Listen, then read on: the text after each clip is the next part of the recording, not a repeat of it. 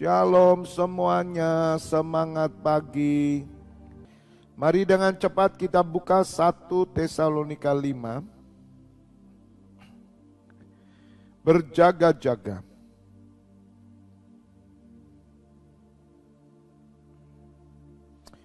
Tetapi tentang zaman dan masa saudara-saudara tidak perlu dituliskan kepadamu.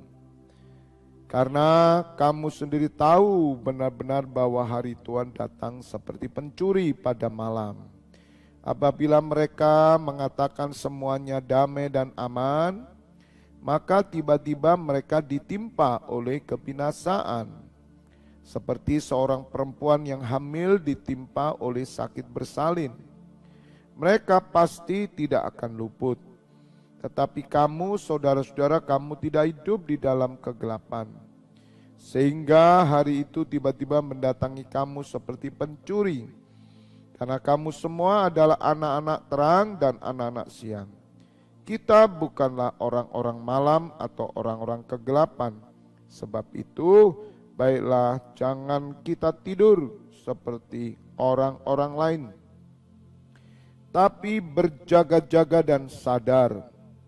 Sebab mereka yang tidur waktu malam dan mereka yang mabuk waktu malam. Tapi kita yang adalah orang-orang siang, baiklah kita sadar. Berbaju sirahkan iman dan kasih, berketopongkan pengharapan keselamatan. Karena Allah tidak menetapkan kita untuk ditimpa murka, tetapi untuk beroleh keselamatan oleh Yesus Kristus Tuhan kita, yang sudah mati untuk kita.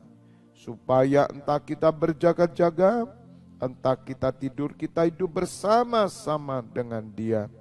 Karena itu nasihatilah seorang akan yang lain dan saling membangunlah kamu seperti yang memang kamu lakukan. Katakan amin. Berbahagialah Bapak Ibu Saudara mendengar firman Tuhan, merenungkan dan melakukannya. Saya memberikan judul pesan Tuhan pagi hari ini adalah senantiasa sadar. Sekali lagi, senantiasa sadar. Bapak Ibu Saudara, di dalam kekristenan kita ini harus benar-benar memiliki kesadaran penuh.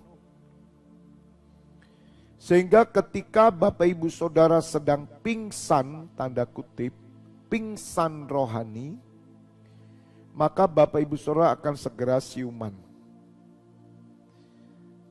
Jangan sampai Bapak Ibu Saudara kita pingsan rohani.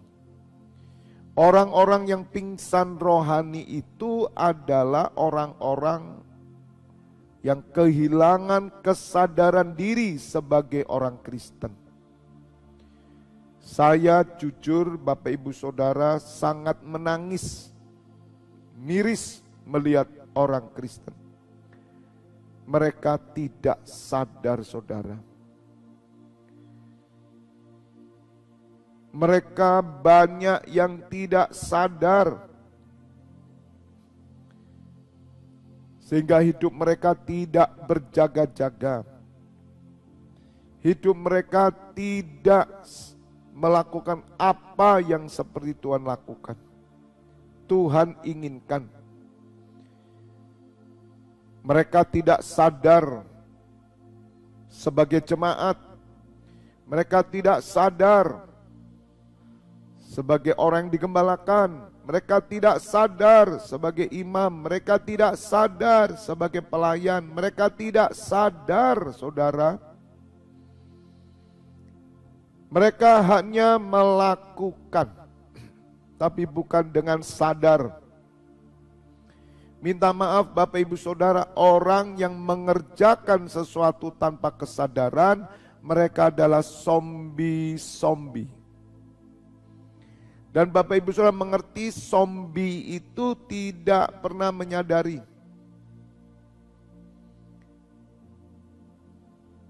Sehingga mereka hanya rutinitas.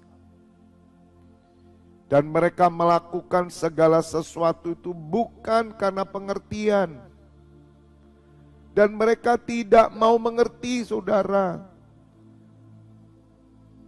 Ada pengajaran, mereka tidak mau belajar.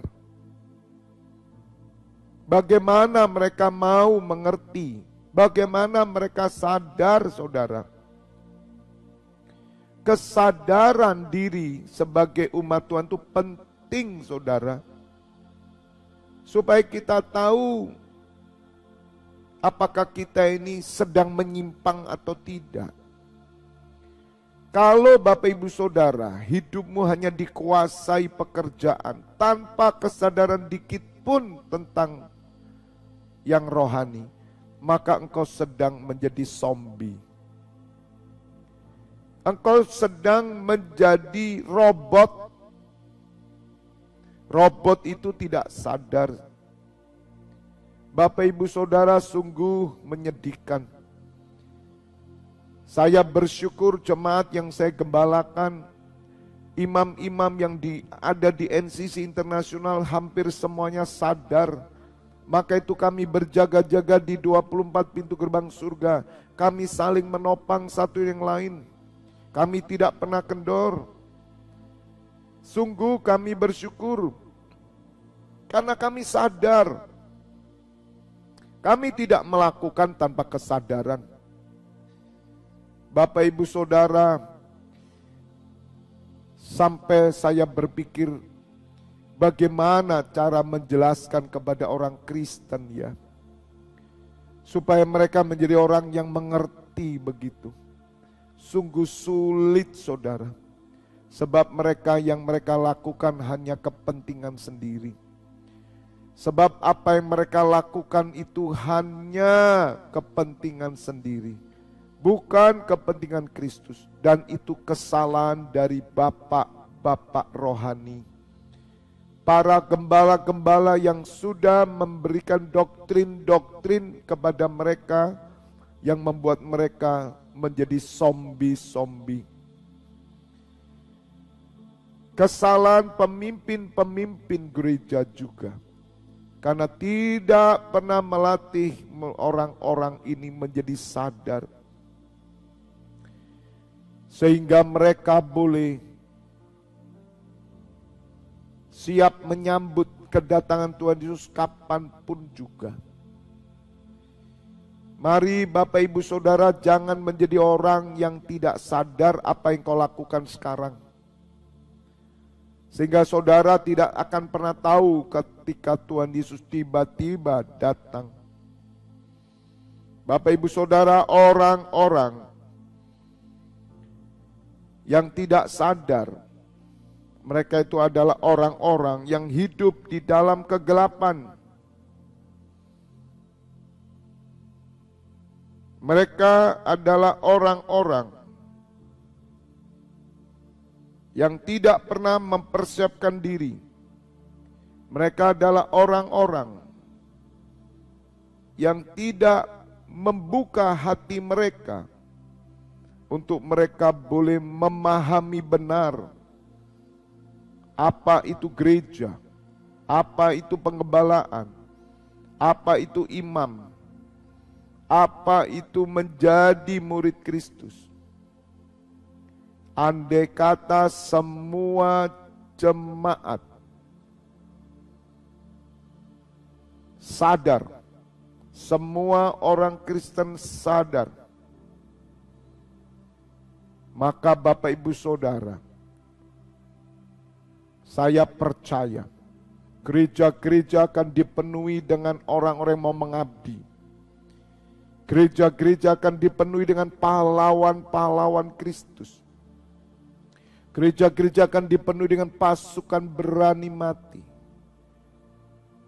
Bapak Ibu Saudara, kenapa Tuhan Yesus masih belum datang? Karena Tuhan melihat gereja belum sadar. Gereja terlena dengan ketenaran, terlena dengan uang, terlena dengan kedudukan, terlena dengan kehebatan. Gereja sudah menjadi ajang prestasi dan permainan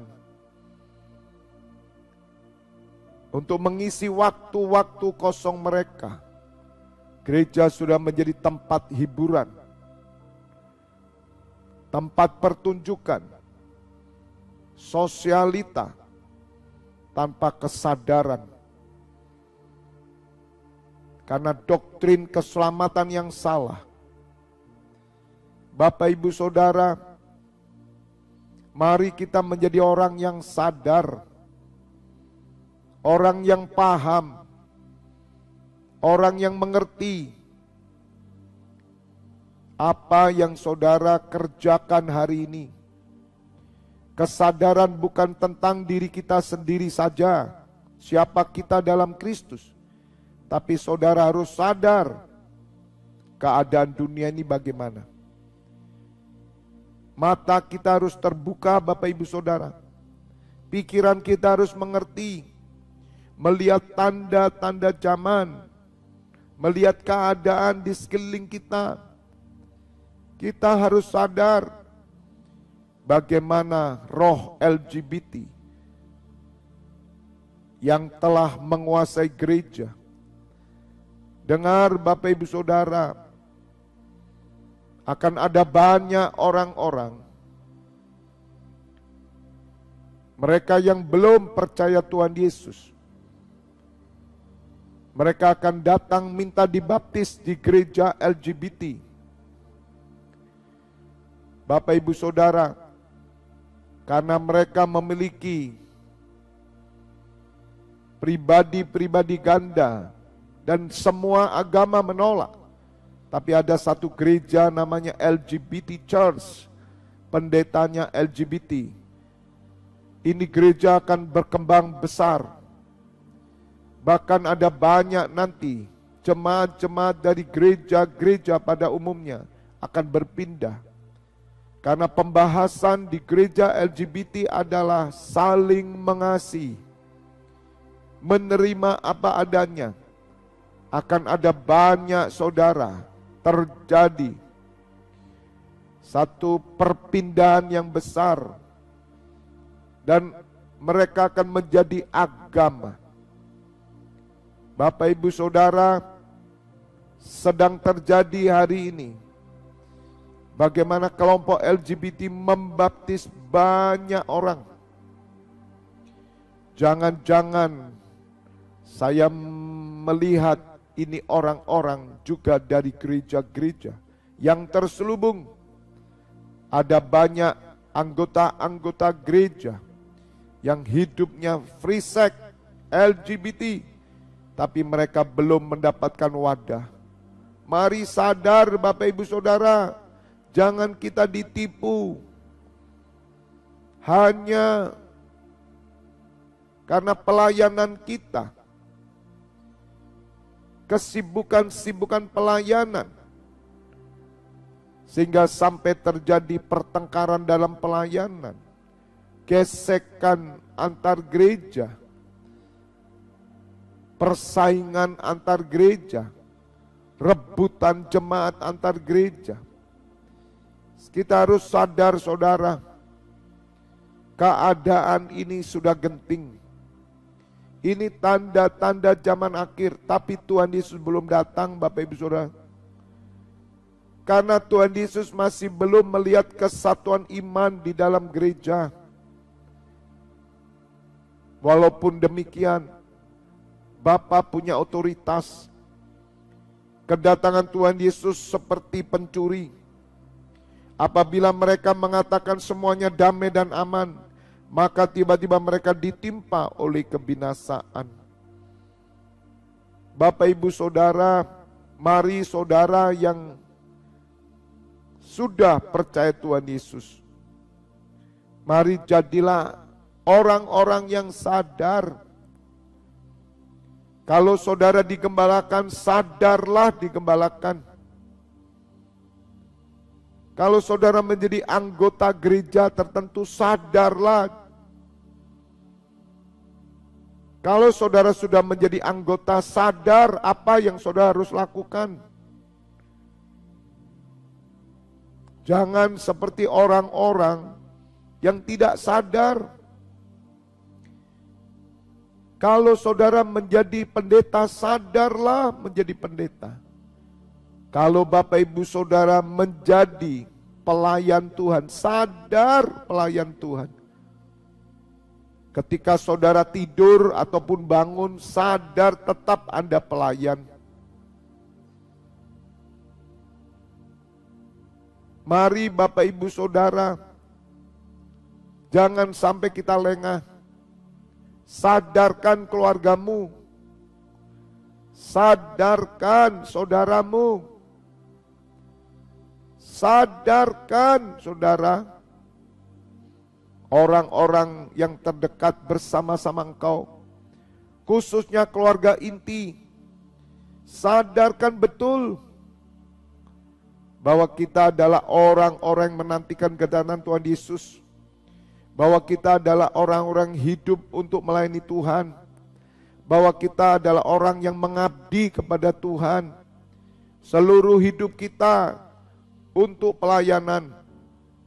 Walaupun pekerjaan itu adalah sarana untuk mendukung kita pelayanan. Mari kita sadar. Sehingga Bapak Ibu Saudara menjadi orang-orang yang berbaju sirahkan iman dan kasih. Berbaju sirahkan itu artinya memakai rompi. Memakai rompi iman dan kasih.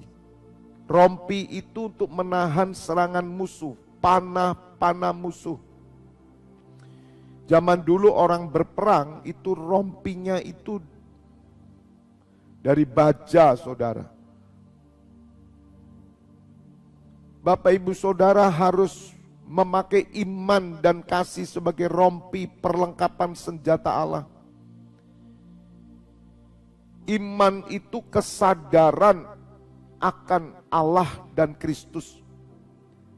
Iman itu kesadaran akan Allah dan Kristus. Iman itu kesadaran akan menjadi hamba Allah. Iman itu kesadaran bahwa Bapak Ibu Saudara adalah anak Allah.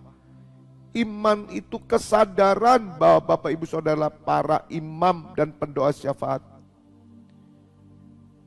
Maka Bapak Ibu Saudara jangan sampai goyah iman saudara. Kasih itu bagaimana hidup Bapak Ibu Saudara mengasihi Allah dan mengasihi sesama. Kasih itu menjadi perisai kita, menjadi rompi kita. Kita hidup dengan kasih yang tulus. Kasih itu kesadaran, saudara. Orang yang mengasihi adalah orang yang sadar benar. Kasih itu bukan pura-pura. Kasih itu bukan munafik. Kasih itu bukan berbohong.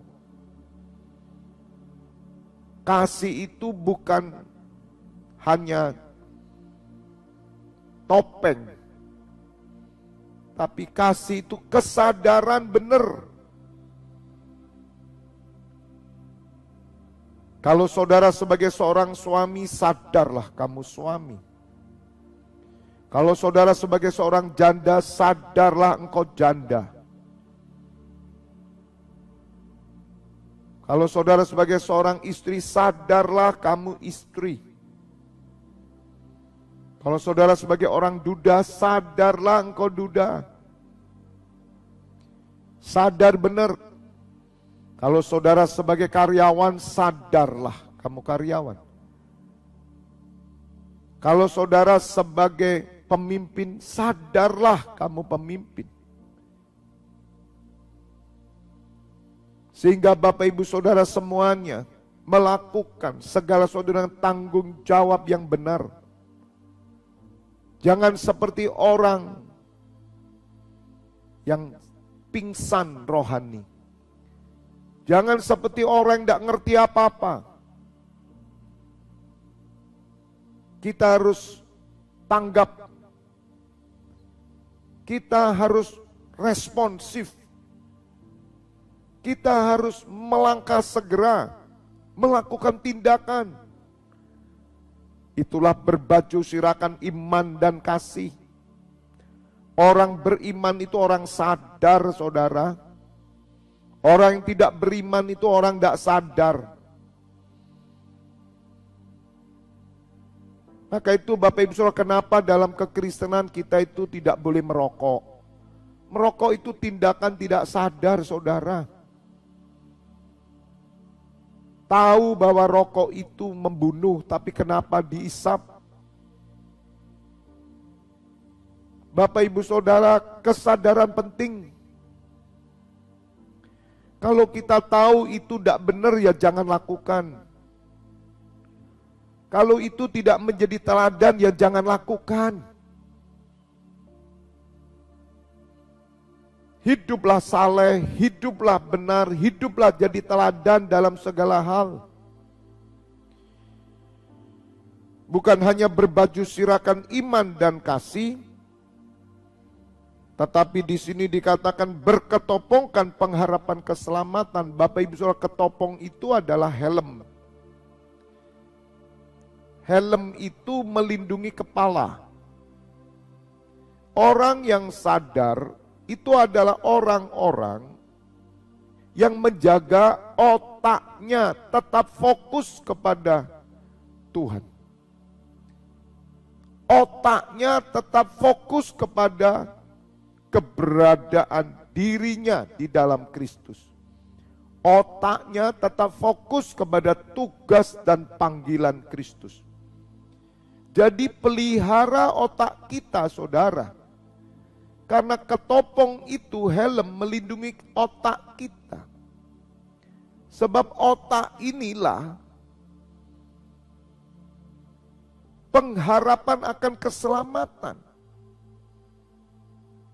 Berketopongkan pengharapan akan keselamatan. Jadi hanya orang yang sadar otaknya waras benar, saudara, maka mereka adalah orang-orang yang punya keselamatan. Saudara, otak yang tidak waras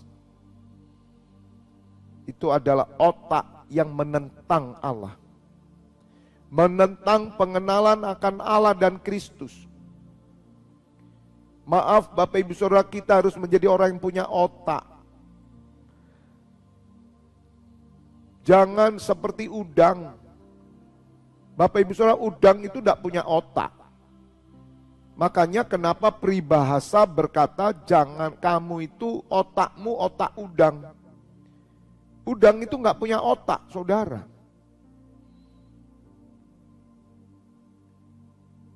Bapak Ibu Saudara, kita ini harus punya otak. Otak itu dipakai untuk berpikir. Kalau saudara memang orang diselamatkan, kenapa saudara melakukan hal ini? Kenapa saudara tidak ibadah? Kenapa saudara tidak melayani? Kenapa saudara tidak membaca firman? Kenapa saudara tidak melakukan apa yang Tuhan mau? Bapak Ibu Saudara, kekristenan itu tidak bisa hanya dibangun dengan perasaan. Lindungi otak kita tetap sadar. Jangan sampai pingsan. Orang yang pingsan itu otaknya sudah tidak ada oksigen. Otak yang sudah tidak ada oksigen itu tidak ada kehidupan kekal. Maka orang-orang ini akan menjadi zombie.